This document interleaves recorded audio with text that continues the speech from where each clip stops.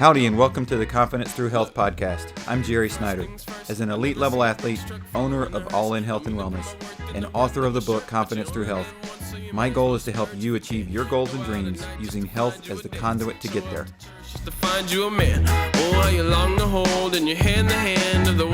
I want to say thank you to Social Media Cowboys for sponsoring this week's episode of the Confidence Through Health podcast.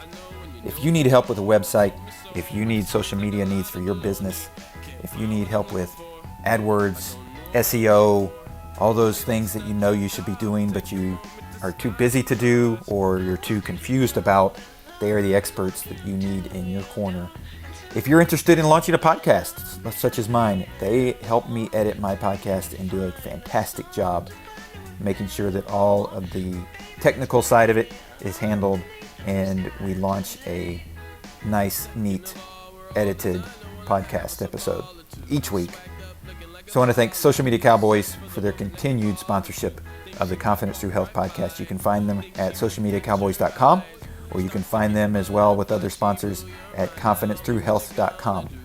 Howdy, welcome back to the Confidence Through Health podcast. In this episode, what I want to talk about is something that you might think, dude, you should have talked about this a long time ago, because it's sugar.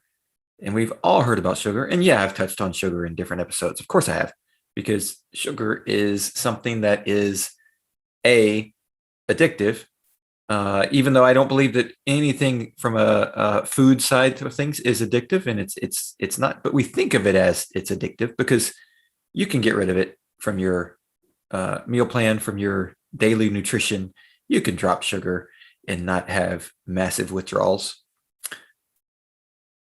But the problem with sugar is that we don't understand how it works truly when we are at the grocery store or at our fast food restaurant or non-fast food restaurant, or we're, consuming any food product.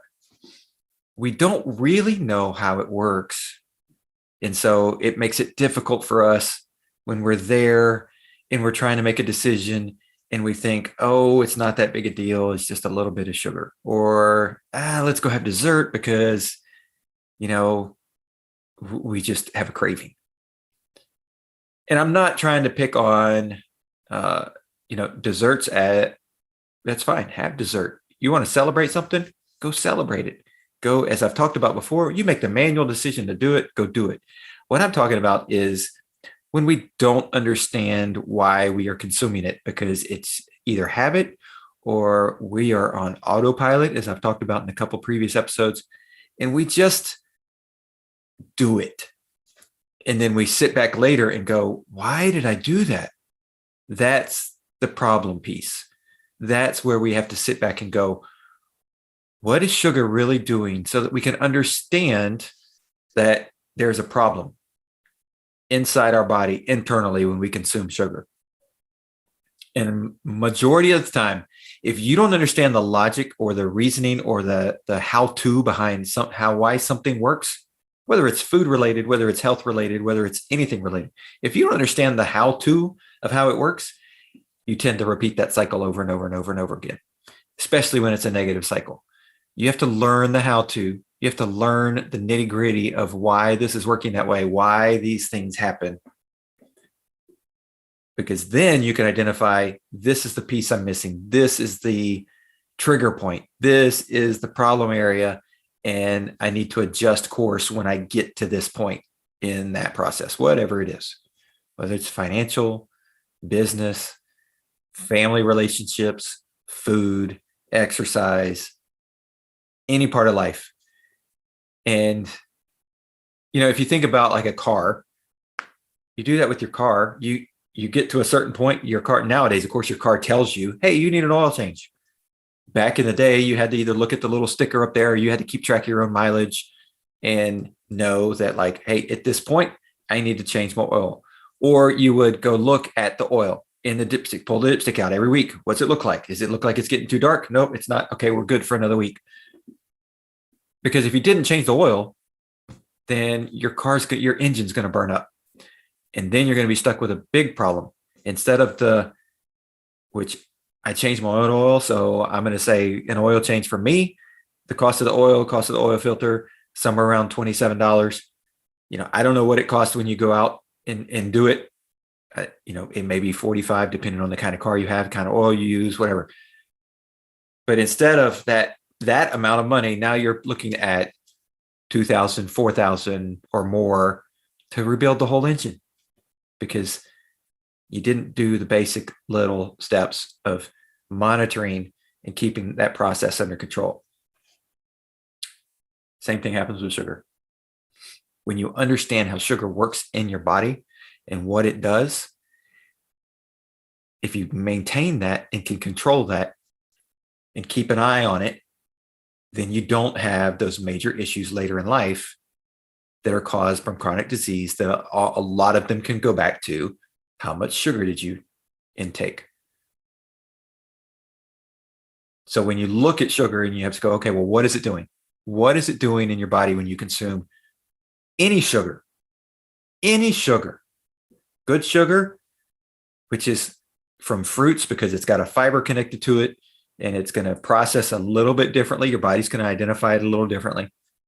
Or you're just your hard candy sugar, you're just pure cane sugar, you're just sugar that is, sucrose, just highly processed, high fructose corn syrup, all those sugars that are highly processed through the food system.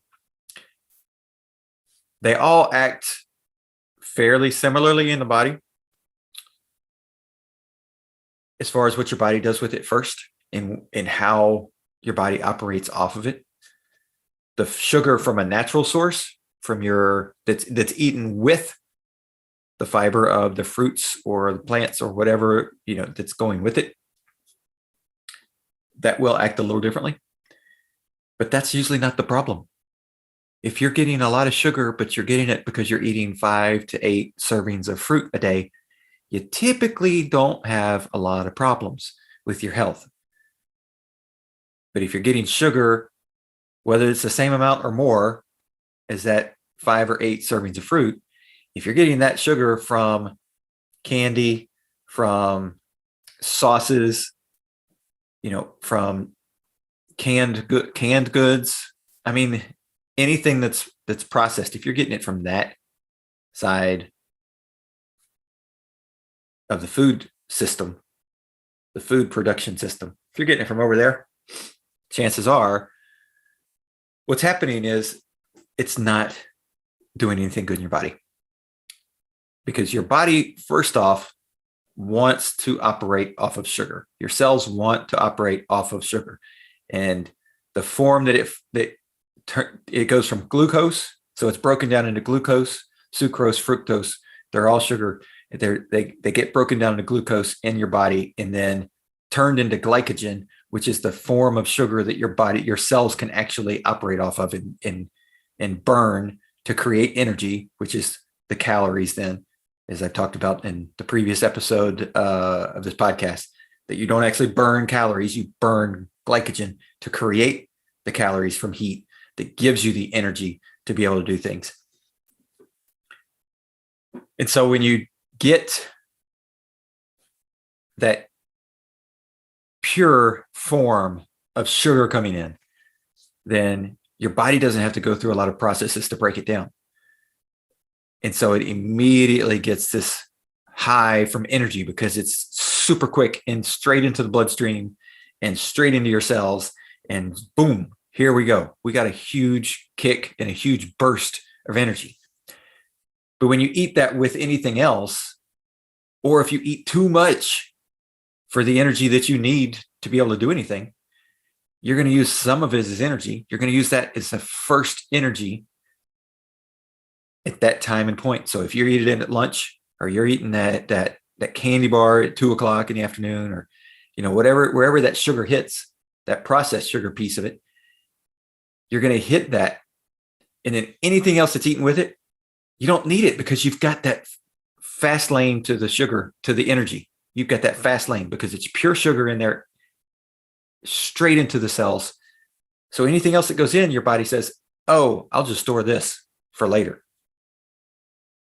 And so it stores the excess sugar, and it stores anything else that comes in for later, even if it's good food, even if it's healthy food. And so that's one of the pieces of the puzzle that people can say, I eat healthy all the time and I'm still not losing weight. One of the things that I said that I remember I said this at a presentation a couple years ago, and one of the guys in the audience came up and he said, you said something I've never heard before. He said, it's not just about eating healthy. It's also about not eating the unhealthy things and knowing when not to eat those unhealthy things. Because if you eat the unhealthy thing and then follow it with the healthy thing, thinking, oh, it's going to be all right. Or if you eat them in combination, oh, it's going to be all right because the healthy thing's going to outbalance the unhealthy. And so I'll get the sugar high, I'll get the flavor for my taste buds, I'll get all that, and it'll feel great. But the healthy food's going to take over when it gets into my digestive system, and it's going to make me healthy. And then the poor nutrition, just the pure sugar stuff is just going to go out of my body. It doesn't work that way, because very similarly to the way that we work when we are in the world, meaning that we are looking for the shortcut, we are looking for the easy way, we are looking for the most direct path to hit our goal, which is not a bad thing. We're looking for the most direct path. We are taught that in school. If you're a runner and you run cross country or road races, you're taught to run the tangents because it's the fastest way to get somewhere. So if you've got a road and you've got to turn, 200 meters down, you've got to turn to your right, you're going to run a direct line to that turn. You're not going to cross the road and then run straight. You're going to run a direct line to that turn if you can. And so that's just part of life. Well, that's what your body is doing with sugar. It's using the most direct form it can first. And it's going to use it until you don't need it anymore. And so it's going to use it and it's going to give you this huge burst. This is what happened at lunch. You get that huge burst, especially lunch during the workday. You go out, you get sugary something with your meal, whether it's the sauces or salad dressing or just dessert or whatever it is. You get that with your meal and your body says, whoa, everything else can go over here into this aisle because that's we're going to hold on to you for later.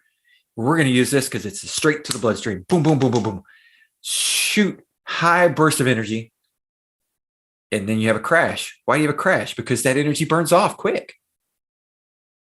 It's like burning rotten wood versus burning good, solid, cured wood for your fire, for your furnace or your fireplace. The good cured wood is going to burn longer because it's prepared to burn longer. The rotten wood is going to burn fast. It's going to burn hot for a little bitty short time period, and it's going to burn fast, and then you're going to be stuck with nothing.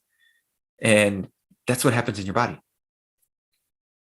So it's not just about adding healthy foods to what you're doing.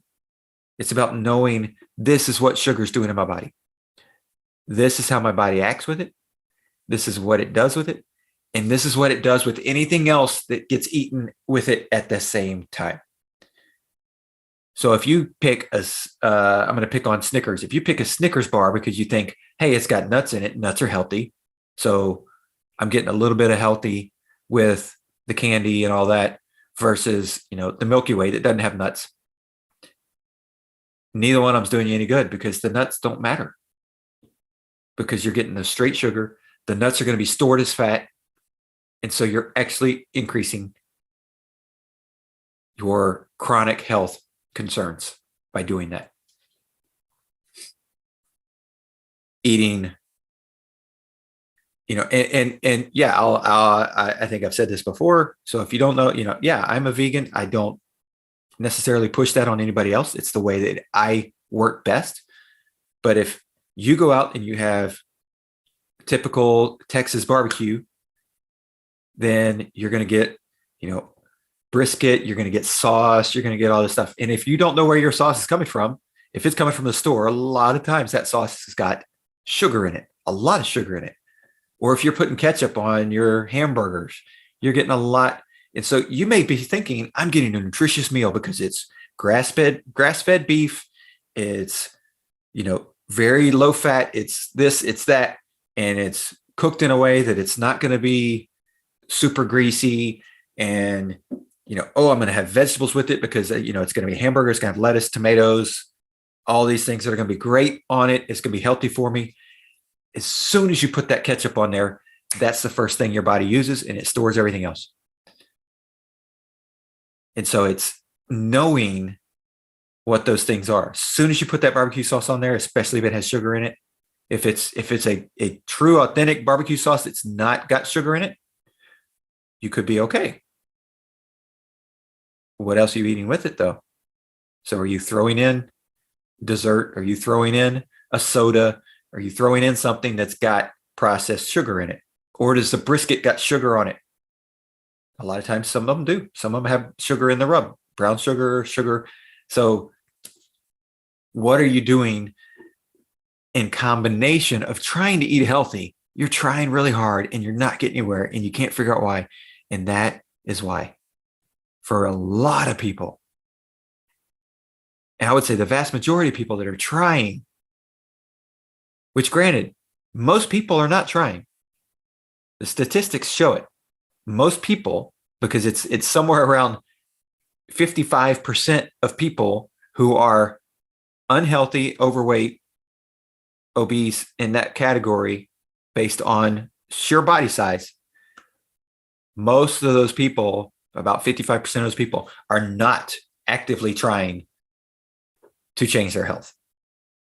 And so if you're one of the people that are trying to change your health and you just get stuck and you can't figure it out and you don't know why it's not working, this could be the piece. It's the piece for, I believe, a large percentage of those people. Is that, and it's just a little bit, and it matters a lot.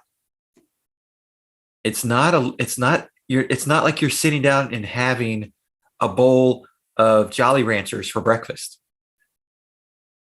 which, by the way, would be a very bad idea, not just for the sugar content, but for your teeth.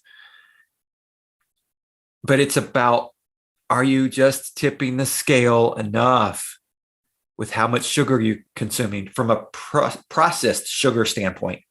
How much sugar you're consuming that is turning the tide on that is enough to go straight in, and I don't need anything else. And everything else is going to go over to the side and be stored. And then you're going to have some waste. Of course, you're going to have some waste. But that's a big, big piece of the puzzle. And so, and this can lead to constipation, by the way, because your body gets so much energy so fast and it's going, I don't have to digest anything to get this energy. I can just use this sugar. I don't have to digest anything. I don't have to work. And I get the sugar. I get the energy I need and I don't have to work. And so what happens? It gets stored and stored and stored and stored. And then you finally start to go, oh, I feel horrible. Why do I feel horrible? Why do I feel backed up? Why do I feel? Because your digestive system stopped. And so what you have to do is you have to get it started again. And what do most people do to get it started again? Well, you start eating, you'll eat some lettuce, or, you'll eat something with some roughage, and you're like, oh, I got to get this moving. And you get it moving. And then you start the process all over again. And the bad piece of that process, and I think I've talked about constipation before, the bad piece of that constipation process is as long as the longer that stuff stays in your gut, that stays in your small intestine, large intestine, in your colon, the longer that stuff stays in there fermenting, that waste just gets just horrid for your body. And if you are going to the bathroom and having excessively smelly bowel movements, there's probably a fermentation issue in your gut. Oh, I say there definitely is a fermentation issue in your gut, because that's why it smells. The longer that stuff stays in there, the more it's going to smell. Now, of course, you're going to eat something here and there that's going to make it turn Everybody does. All of a sudden you're like, oh, wow, hey, why does that smell so different? Well, what did I have in the last couple of meals? Oh, yeah. Okay, that one thing did it, you know, like asparagus making your pee smell. Like there's things that are going to make your bowel movement smell different, especially if it's something that's way off your normal menu. But if it's all the time, you have a major fermentation issue going on in your gut. And when that fermentation is going on in your gut and that it's putting off waste, it's putting off gases, it's putting off issues that are seeping into the rest of your body and causing havoc in your gut, in your abdomen area, and it's going all throughout your body. And it causes toxicity issues. And I've talked about toxins before. You can go back and look at one of the other episodes about toxicity issues and why toxins are bad, how to start dealing with those and identifying them. But sugar is a toxin in the processed form, and excess sugar, whether it's processed or in natural form, excess sugar can act as a toxin as well.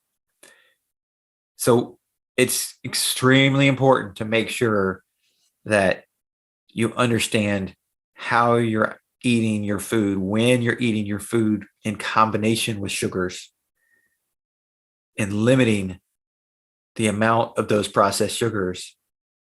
And if you're already dealing with health concerns, if you're already dealing with chronic diseases, if you're already at the obesity stage, if you're already at all of these things and you're in your 40s or 50s, it's extremely important for your longevity, from a longevity standpoint, it's extremely important that you identify this and start tackling this, because it will lead to a heart attack, a stroke, cancer. It leads to all these things. Cancer's favorite food, a cancerous cell's favorite food is processed sugar. It grows faster and multiplies quicker off processed sugar than off of anything else. So if you've got all of these issues starting and you continue to feed your body these processed sugars, that's one of the reasons why you can see people of any size, of any health, all of a sudden they get diagnosed with this massive cancer diagnosis. And you're like, where did this come from? You know, I exercise. How did this happen? Well, you're indulging, possibly, and not in every case, not in every case. So I'm not throwing blame on anybody, not in every case, but a lot of times it's because there's an indulging on processed sugars.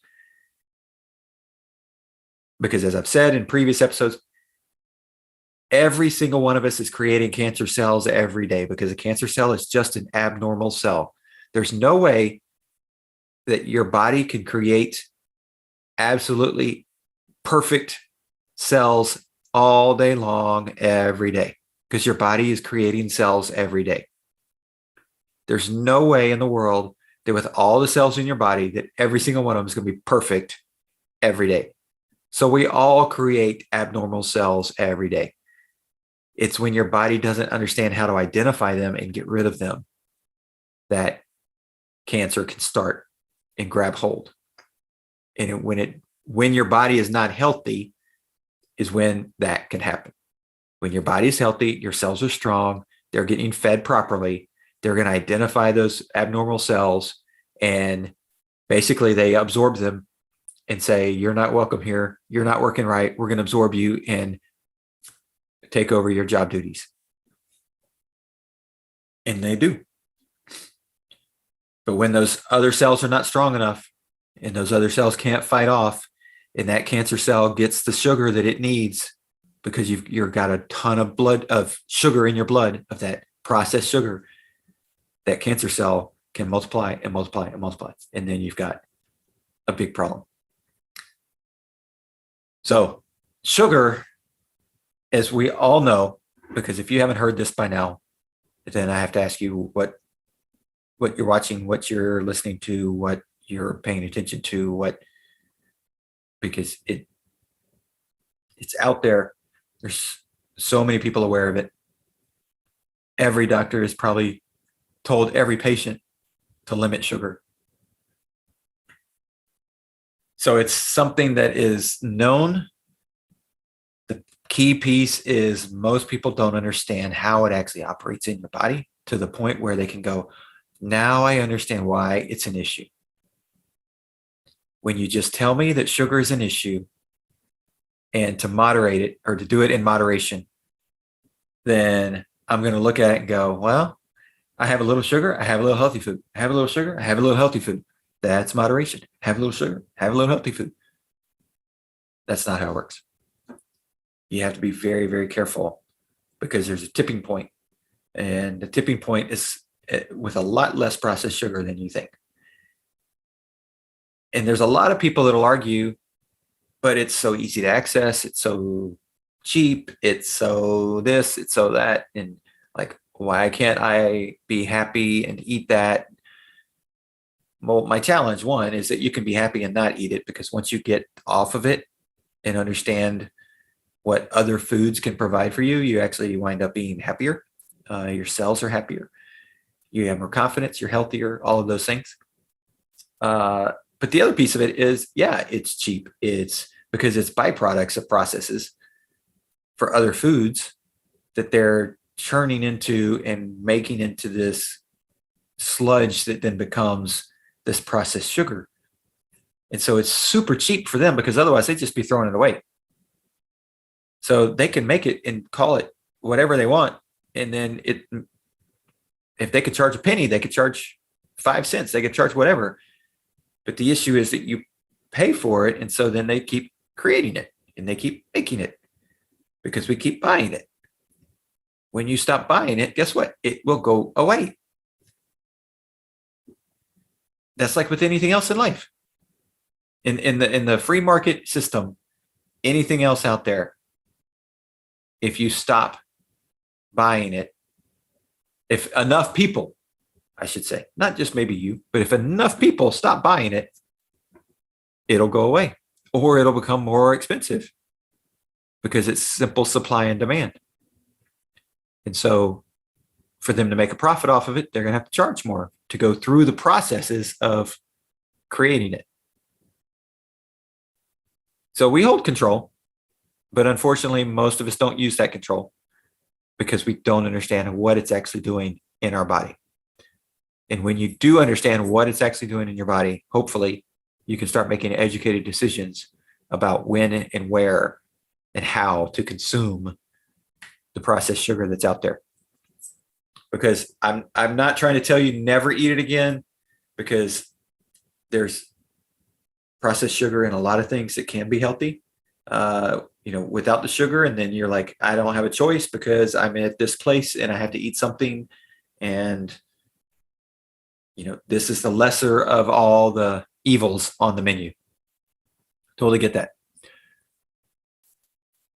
You can get to a place where you're not eating processed sugar, but I'm not telling you you have to.